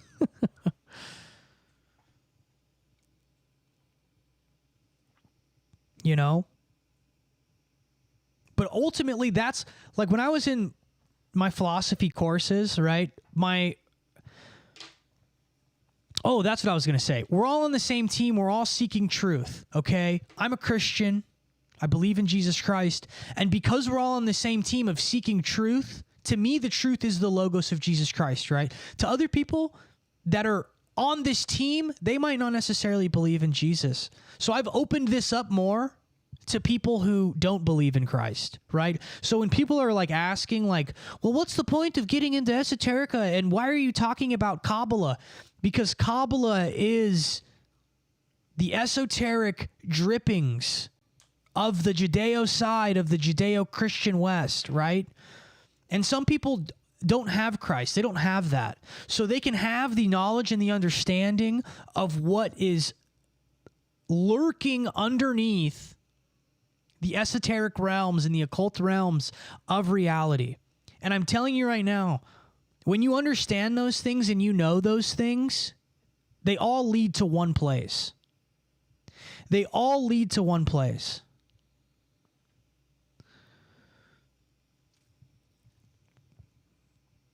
Someone said, I thought you were the autistic mystic. I am until I found out there was a YouTube channel called Autistic Mystic.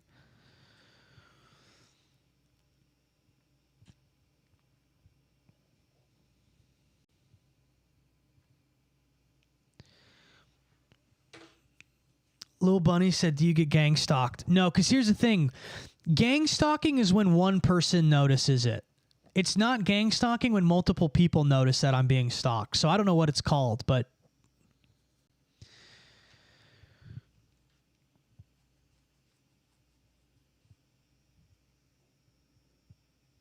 Goldsmith says, I don't believe in the historical Jesus, but he is the perfect man for us to strive towards. Well, that's a good way to put it, you know, even if you don't believe in him. But here's the deal. Go look at Josephus. Josephus was a Jewish scholar who even talked about Christ. Christ is one of the most documented individuals of that time, if not the most, right?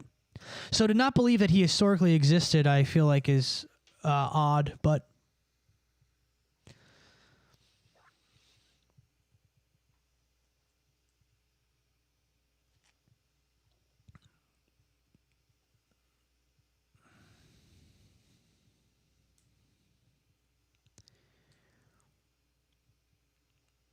I'm getting stalking Izzy. Don't worry, guys. You're getting it? No. Yeah, there's a group. There's online groups.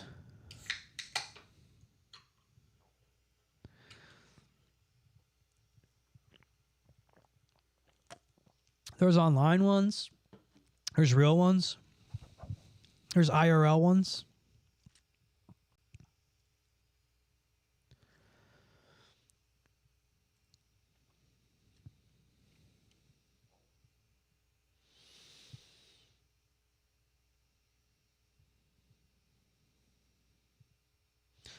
Shroud of Turin's legit, dude. They just reproved it like this year.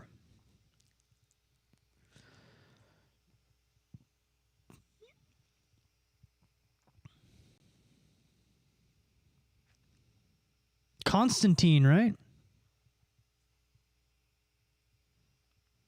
It was Constantine, wasn't it?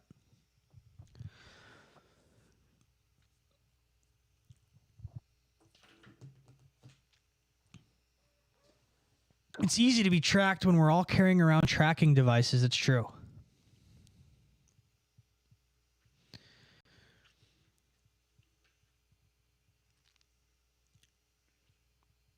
Nice. You got a heavy duty rosary. That's cool. You know,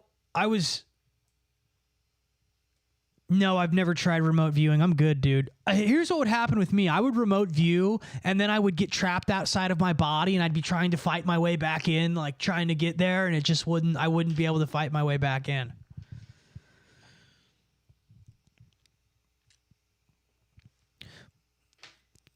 But, you know, I really think we should I really have this idea, and I don't know. I know people... I know what you're going to say, feds, but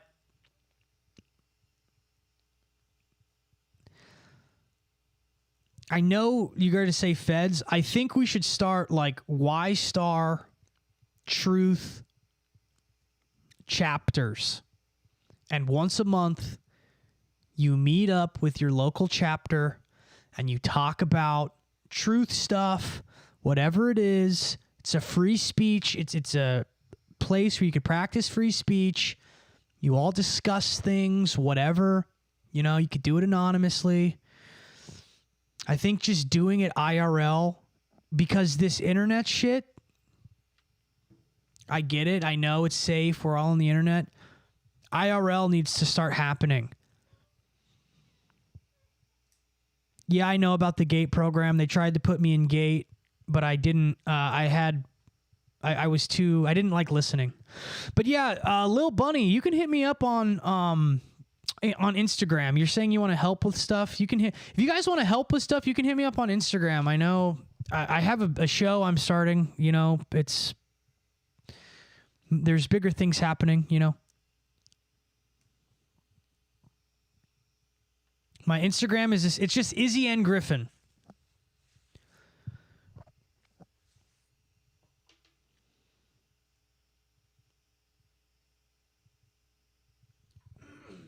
I never read it. Okay. Well, message me again, because now I'll be looking for it.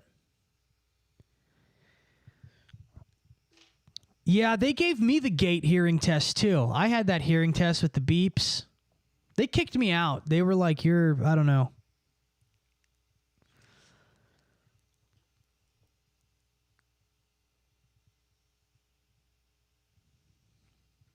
The fluoride pink drink. I remember that. Wait, what was the pink drink? I remember something like that. What was that? I can't remember much about Gate either. I remember the beeping. I remember that. It was just straight fluoride. Yo.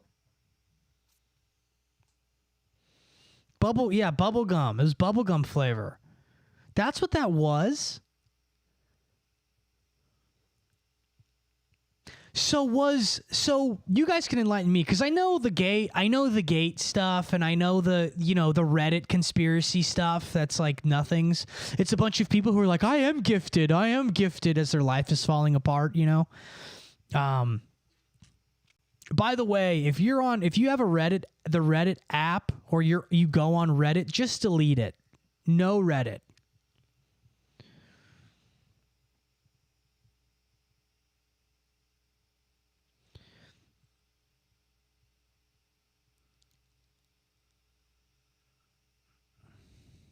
Yeah, I remember that bubblegum stuff. That's so weird.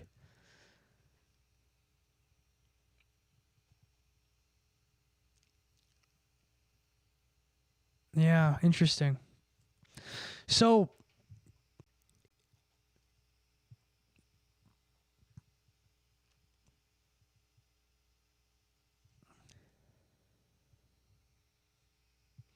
thank you. I will stay blessed. Thank you so much. But all right, guys, I think that's it for today, man. Did 2 hours. God bless, guys. Appreciate you. We'll get back to this soon. God bless. Stay safe. Stay safe. All right. Love you guys. Seriously. Stay safe. They'll do it to you too if they get the chance. Remember,